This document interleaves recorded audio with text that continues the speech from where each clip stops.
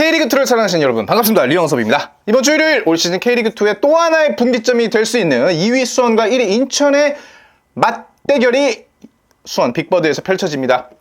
정말 많은 관심을 받고 있는 만큼 빅버드 1층 진작에 매진되었고요. 2층 아주 적은 좌석만이 남아 있습니다. 지금 예매 못하신 분들 빨리 가서 하시는 게 좋을 것 같고요. 심지어 이번 주 폭우가 예고되어 있음에도 불구하고 2만 명이라는 숫자가 예매했다는 거는 이번 주 경기가 얼마나 중요하고 뜨거운지를 확인할 수 있는 겁니다. 자, 오늘 자신 K리그2 매니아 저 리영섭이 수원과 인천과 수원의 경기를 프리뷰 해보도록 하겠습니다. 제가 지지난주에는 수원 그리고 지난주에는 인천에 직접 가서 이 두 팀의 경기를 또 살펴보았는데 이 부천 팬으로서 우리 팀이 상대방에게 지는 거는 굉장히 가슴 아픈 일이지만 어쨌든 그 두 팀을 비교할 수 있다는 건 또 하나의 재미 관전 포인트였습니다.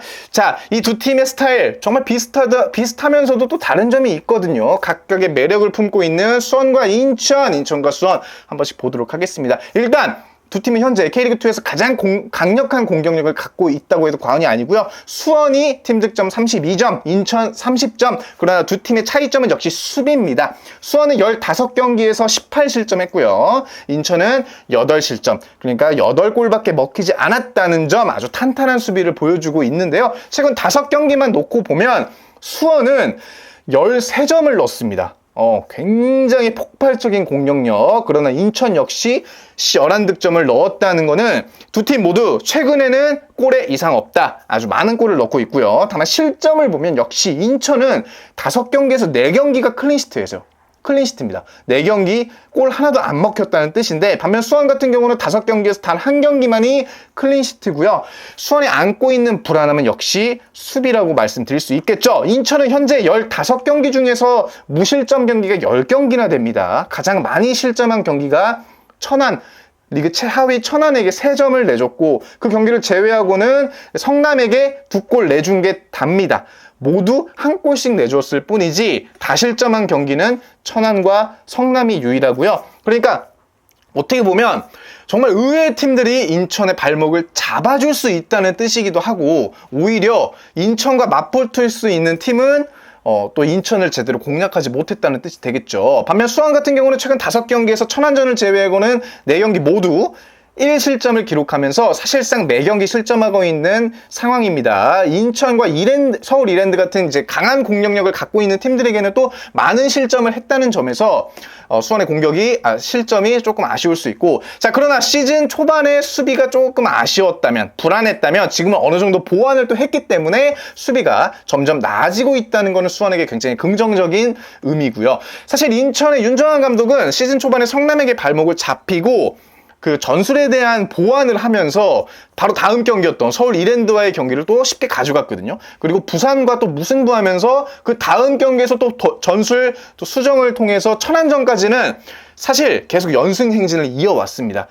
그게 사실 윤정환 감독 전술의 유연성이라고 할 수가 있고, 부천 입장에서는 천안이 인천을 상대로 3골이나 넣었고 무승부를 했기 때문에 어느 정도 희망을 가졌습니다만 또다시 전술적인 수정을 가져왔기 때문에 승리를 가져갔던 인천, 그야말로 인천의 전술은 무궁무진하다. 어떻게 보면 굉장히 많은 계획이 있다는 거고 거기에 선수들이 잘 따라준다는 게 인천의 가장 큰 장점이라고 할 수가 있고, 정말 놀라운 건 5월에는 실점이 단 한 경기도 없습니다. 그러니까 무실점 경기가 계속해서 이어졌다는 게 인천으로서는 상당히 긍정적인 거고, 제가 봤을 때 인천은 상대팀에 맞게끔 전술을 짜오는 것 같거든요. 윤정환 감독을 필두로 해서 그 코치진들이 상대팀에 맞는 전술을 갖고 들고 온다. 그래서 이게 사실 수원과 굉장히 다른 점이라고 할 수가 있는데, 수원 변성환 감독 같은 경우는 본인들의 전술을 무조건 고수하는 입장이라고 봐요. 그래서 거기에 맞게끔 전술이 딱딱 들어맞으면 정말 최고의 경기력을 보여주지만 상대팀에게 그게 막히는 순간 조금 답답한 경기력이 펼쳐지거든요. 반면 인천 같은 경우는 답답한 경기가 있을 수 있어. 근데 전반에 답답했다면 후반에 약간 그걸 고쳐서 나오는 식으로. 다만 천안전 같이 전반에는 굉장히 좋았습니다만 후반에 또 발목을 잡히는 경우가 있기 때문에 인천도 결코 완벽한 건 아닙니다. 분명히 전문가들이 볼 때는 문제가 분명히 있겠죠. 근데 그거를 또 찾아내고 또 거기에 대응하는 방법이 상당히 또 이 인천과 수원의 경기에서 하나의 관전 포인트로 작용할 것 같은데, 이 인천 같은 경우는 본인들이 주도권을 쥔 상태에서 경기를 좀 이끌어가는 게 있다고 생각하거든요. 이 대부분 경기에서 볼 점유율이 굉장히 다 높아요. 상대팀 점유율이 높았던 경기가 딱 한 경기 있습니다. 그게 바로 서울 이랜드 전인데, 이 경기는 서울 이랜드가 볼 점유율을 높게 가져갔음에도 불구하고 제대로 된 공격은 펼치지 못했고 오히려 인천에게 PK를 내주면서 경기를 졌거든요. 즉 인천은 상대에게 점유율을 뭐 내준다 한들 상대가 인천의 중원과 수비를 제대로 공략하지 못하게끔 하면서 오히려 카운터를 치고 거기서 기회를 엿본다라는 게 인천의 뭐 전술 핵심이라고 할 수 있습니다. 바로 지난주 부천과의 경기를 보더라도 후반에 이제 부천이 공격적으로 나서면서 점유율을 높게 가져갔거든요. 그러나 중원과 수비에 패스 줄 곳이 없어요. 계속. 그래서 부천은 자기들 후방에서 볼을 돌리다가 사실 경기가 끝나는 그런 안타까운 상황이 나왔는데, 그래서 이 인천의 전술은 사실 빈틈이 조금 찾기 어려운 전술이고, 한 방의 역습에 또 무고사의 발끝, 머리끝이 굉장히 날카롭기 때문에 그렇게 또 골을 뽑아내는 거라고 할 수가 있고, 인천이 고전했던 경기가 성남하고 부산, 성남, 부산은 인천을 상대로 내려앉았단 말이죠. 그리고 성남에는 후이지가 있고 부산에는 이제 빌레로와 같은 최전방에서 본인들이 골을 만들어낼 수 있는 공격수가 있고 또 수비가 촘촘한 팀이지 않습니까? 그렇기 때문에 이 두 팀을 상대로 인천이 아쉬운 모습을 보여줬거든요. 근데 솔직히 천안전도 굉장히 아쉬웠지만 천안은 좀 다른 게 전술은 전술이지만 저는 전술과 별개로 이 선수들의 자만심이 결국에는 동점골까지 먹히는 원인이 되지 않았나라고 저는 보는 입장입니다. 그래서 성남하고 부산이 정말 인천을 제대로 공략했다라고 보는 입장인데, 인천이 이번 수원에서 어떤 전술을 들고 나올지가 사실 굉장히 궁금하거든요. 인천은 줄곧 사이드를 통해서 이제 상대팀의 수비를 괴롭히는 전술을 들고 나왔는데, 거기에 무고사와 박승호가 또 이렇게 이선으로 내려와 주면서 사이드로 뿌려주는 패스가 또 일품이란 말이죠. 동시에 이 무고사 선수가 특히 이선으로 내려오면 같이 수비가 딸려 나올 수밖에 없어요. 그럼 그 공간에 또 뭐 제루소 바로 아니면 박승호 선수라던가 이런 선수들이 들어갈 수 있기 때문에 그런 것들이 인천에게는 상당히 또 무섭고 상대팀에게는 부담이고, 이게 또 인천 같은 경우는 같은 패턴으로 계속 시도를 한단 말이에요. 근데 상대팀 수비가 이거를 잘 막아낸다 한들 결국에는 후반전에 체력이 좀 떨어지고 집중력이 흐려지는 그 틈을 노려서 인천은 또 골을 뽑아내는 그런 패턴이 많기 때문에 굉장히 부담되거든요. 그리고 시즌 초반에 제루소가 조금 아쉬웠어요. 그러나 지금의 제루소는 시즌 초반의 제루소와 다릅니다. 2라운드 수원전의 제루소와 지금 16라운드의 제루소는 완전 달라요. 제루소 선수가 최근 5경기에서 4골 1도움, 아산전 2골, 천안, 부천 1골씩 지금 계속 연속골 터뜨려주고 있고요. 안산전에서는 1도움 기록하면서 제루소 선수가 그야말로 인천의 좋은 또 승리의 견인 역할을 하고 있는데, 이 제루소 막기 쉽지 않습니다. 제루소와 바로를 상대하는 팀들은 이 두 선수가 스피드가 빠르고 드리블 돌피가 좋기 때문에 1대1 수비가 부담된단 말이에요.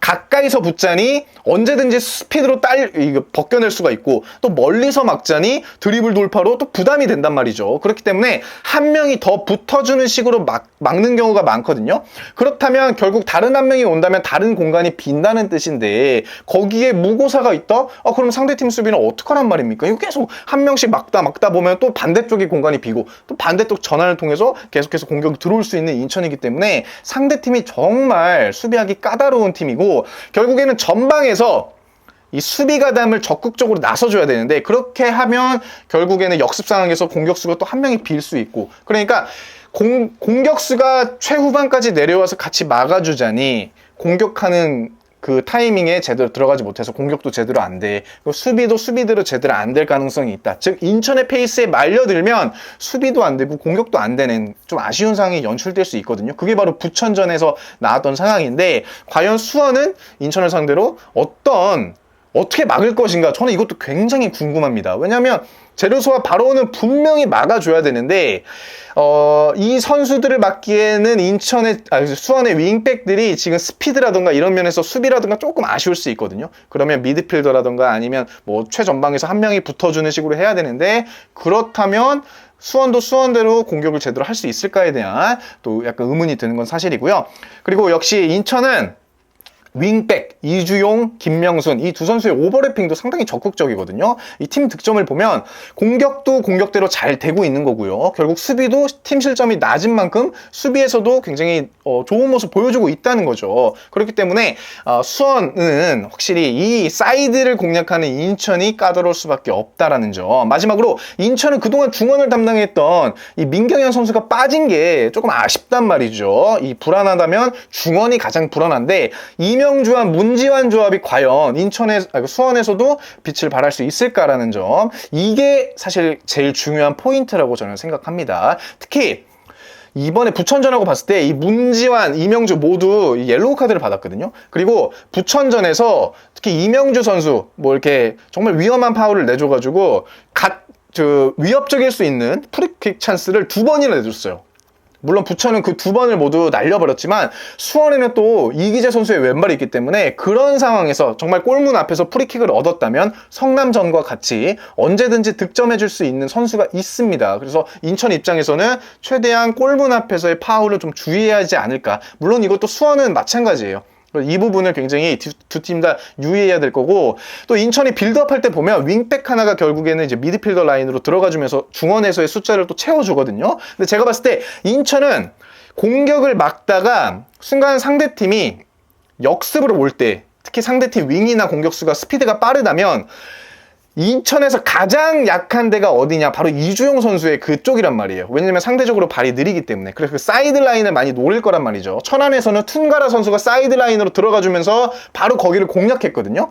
그래서 수원 같은 경우는 뭐 세라핌이나 브루노 실바 혹은 뭐 박승수 선수까지 굉장히 스피드가 좋은 윙들이 많기 때문에 언제든지 이 사이드가 털릴 수 있다. 인천 입장에서는 이게 또 상당히 부담이 될 수 있고, 인천의 실점 패턴을 제가 좀 보니까 성남전 첫 실점은 이 김건희 선수의 볼 처리 미숙으로 먹혔고, 두 번째 실점 역시 후이지의 크로스가 올라왔는데 수비수들이 막 우왕좌왕하면서 골을 먹혔고요. 부산에게는 사비에르 중거리 허용했고, 청주에는 코너킥 상황에서 이제 가브리엘 선수에게 헤딩슛 허용, 부천 코너킥 상황에서 볼 처리 미숙으로 인한 세컨볼에서 또 슈팅 허용하면서 실점했고, 천안전 3골 모두 다 크로스를 제대로 막지 못하면서 헤딩골로 3골 딱 내리줬단 말이에요. 그러니까 제가 딱 살펴보니까 인천의 수비 약점이라고 한다면 세트피스 상황에서 수비수들이 볼 처리를 제대로 하지 못해가지고 상대팀에게 헤딩을 내주는 거, 거기서 골이 많이 나왔습니다. 그렇기 때문에 수원 입장에서는 이거를 최대한 노려야 되거든요.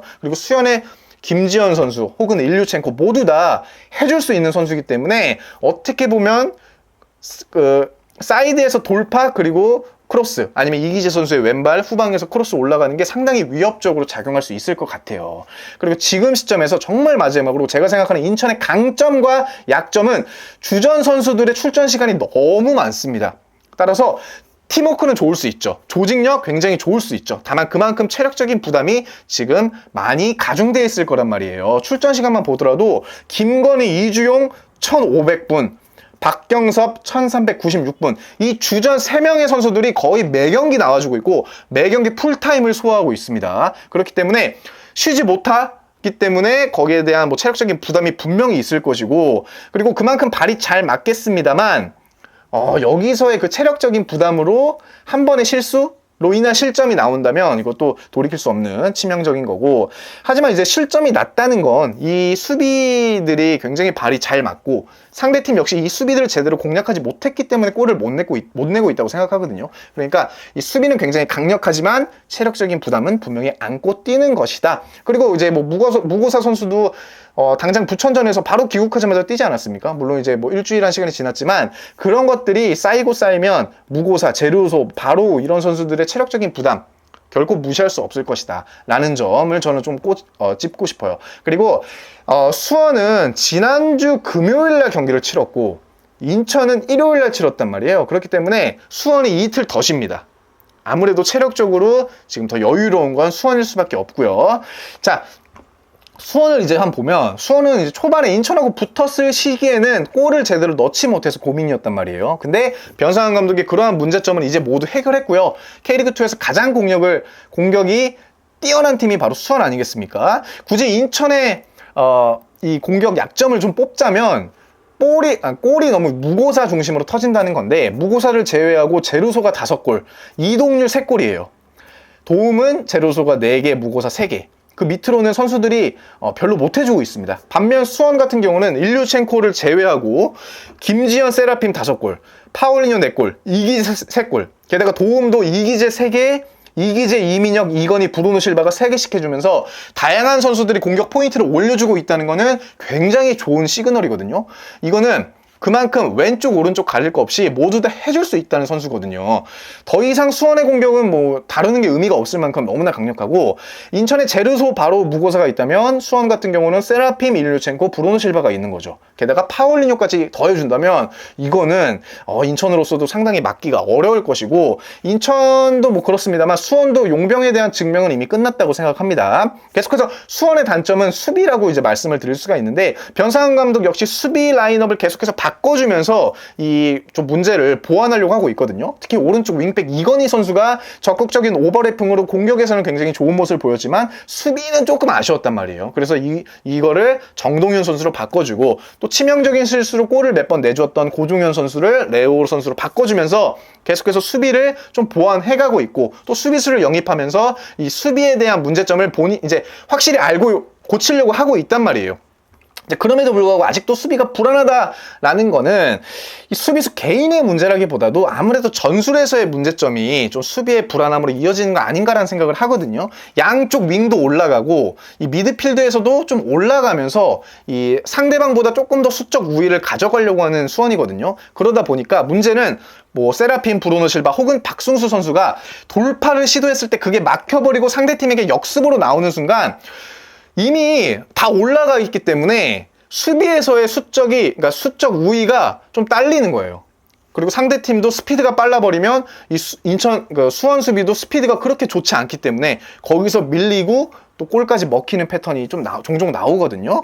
중앙에 최용준, 이규성 선수 이 두 명이 또 버팀목이 되어주고 있지만, 역시 이 두 선수 모두 발이 빠른 편은 또 아니고, 또 왼쪽에 이기재 선수 역시 그렇게 스피드가 좋지 않기 때문에 여기 좀 부담이 될 수 있고요. 또 이제 이건희 선수 대신 나오는 정동윤 선수가 제가 딱 보니까 확실히 수비에서의 안정감은 있다곤 하지만 잔실수 조금 나오고요. 그리고 약간의 파울들이 좀 나오면서 상대방에게 또 약간 위협적인 프리킥도 내주는 경우가 있었습니다. 그래서 이런 것들이 확실히 부담이 될 것 같고, 특히 중앙 미드필더에서 그 최용준, 이규성 이 두 선수들은 한쪽에, 그러니까 사이드, 수원은 볼이 사이드로 가면 미드필더 한 명이 거기 붙어주거든요. 그리고 다른 한 명이 이제 가운데를 책임지는 그런 패턴인데, 문제는 사이드에서 볼을 돌리다가 그게 잘려버리면 바로 역습이 들어온단 말이에요. 그럼 중앙에는 이미 한 명밖에 없는 거예요. 원래 2명이 있었던 거를 한 명이 빠졌으니 그걸 한 명이 막다 보니까 너무 벅찬 거야. 그래서 김포전 같은 경우도 보시면 중간에 볼이 잘리니까 갑자기 들어오니까 중앙에서 이 이규성 선수가 다 해줄 수가 없는 거예요. 그러다 보니까 결국에는 패스가 이리저리 다 끌려가고 골까지 실점까지 하는 그런 패턴이 나왔는데, 이런 부분이 굉장히 아쉽거든요. 슈팅도 주고 뭐 골도 주고 슈팅도 주고 파울로 막 끊어내는 상황이 나온다는 거는 수원 입장에서는 상당히 아쉽죠. 이걸 인천으로 보자면, 인천의 무고사 선수가 중앙에서 만약에 볼을 갖고 온다? 그리고 언제든지 찔러줄 수 있고 언제든지 본인이 또 슛을 때려가지고 해결할 수 있기 때문에 이런 상황을 좀 유념해야 되지 않을까. 수원이 김포와 성남을 상대로 조금 최근에 고전을 면치 못했거든요. 이 두 팀 모두 수비적으로 나왔고, 또 수원의 뒷공간도 많이 노렸고, 또 중원에서의 숫자를 늘리면서 최대한 수원의 중원을 좀 잡아먹으려고 했단 말이에요. 그래서 수원의 약점이라고 한다면 그거로 보는 거거든요. 그래서 인천 역시 그러한 점을 노려서 수원의 후방을 최대한 공략하지 않을까. 이게 사실 굉장히 불안한 거예요. 왜냐면 부천도 보면, 부천도 빌드업을 전반에는 일부러 골키퍼가 후방에서부터 시작했단 말이에요. 그래서 최대한 수원의 그 라인을 올려서 뒷공간을 찔러주는 패스를 노렸단 말이죠. 이게 물론 부천은 골로 연결되지 못했습니다만 그래도 몇 번 아찔한 순간이 있었거든요.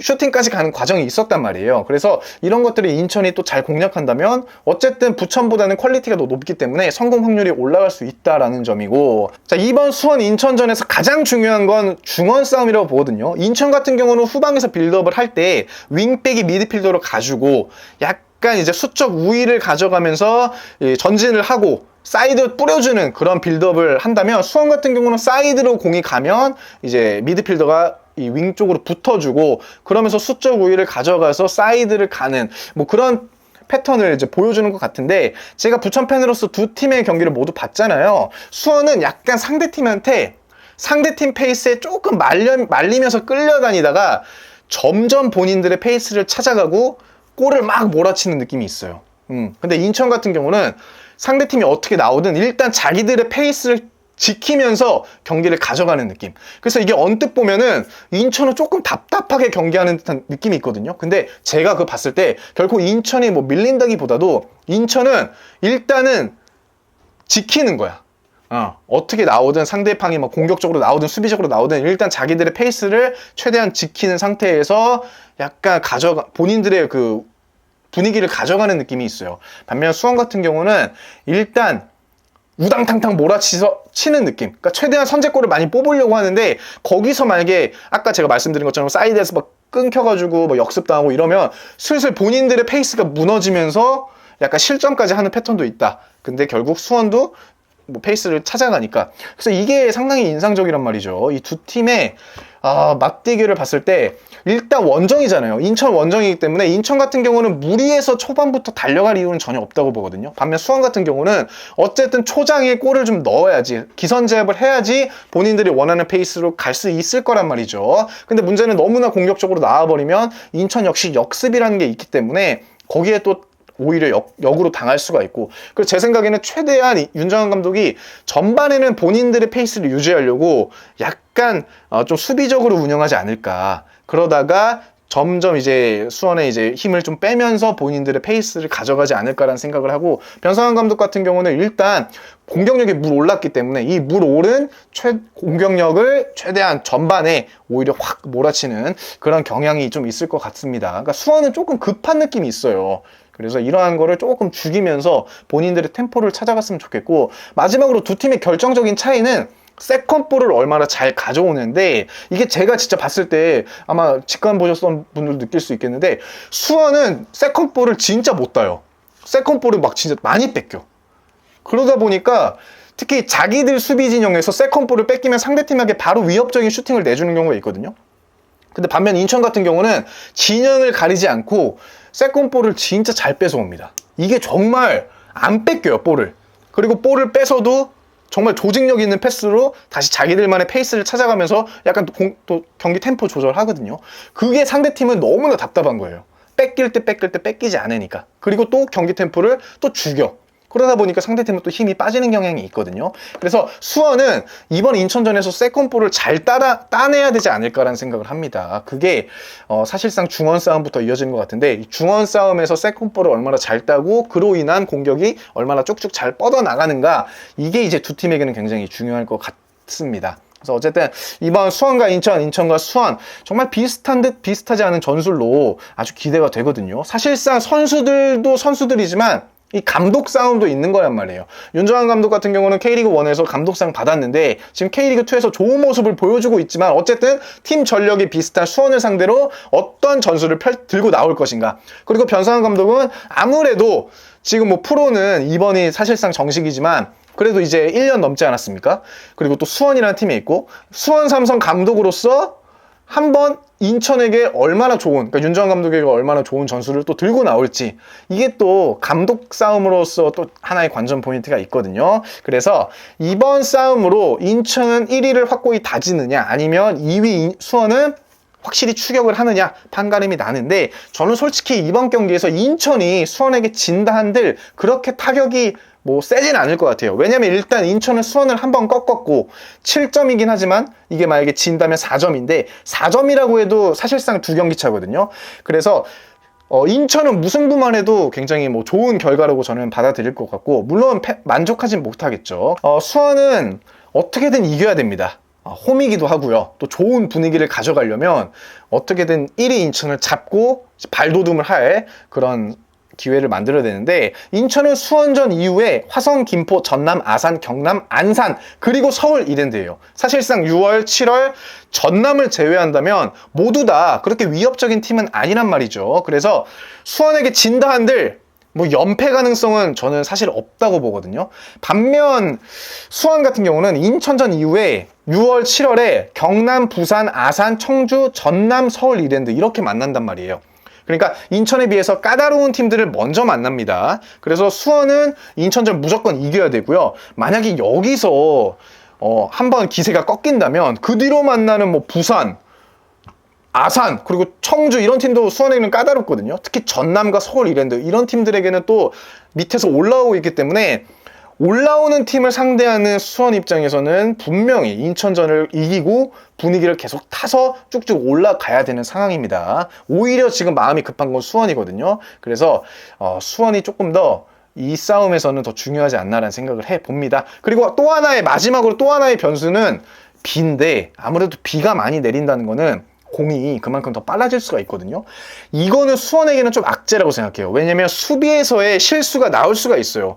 패스가 가면 수비가 제대로 클리어하지 못하고 그게 또 어떤 선수에게 가느냐가 문제거든요. 그리고 후방에 노릴 때 만약에 또 수원 수비들이 그 볼 처리를 못하고 아니면 미스를 해가지고 상대방 무고사에게 그대로 또 볼이 간다면 무고사는 또 이런 거 놓치지 않을 가능성이 있거든요. 그렇기 때문에 비가 많이 올 때 얼마나 침착하게 수비를 하느냐, 이것도 수원에게는 굉장히 중요한 과제라고 생각합니다. 자, 어쨌든 인천과 수원 1위와 2위, 그리고 둘이 또 K리그 1에서가 아니라 K리그 2에서 이렇게 많은 관심을 또 받게 되지 않습니까? 그래서 이번 경기 정말 잘해줬으면 좋겠고 재밌는 경기 만들어줬으면 좋겠습니다. 제가 지금 사실 하나 좀 불안한 거는 작년에 서울로 상암 개막전에서 서울하고 인천이 붙었을 때 그때 5만 명이 왔어요. 저도 그 경기 갔는데 그때 링가드가 이제 상암 데뷔전을 치렀거든요.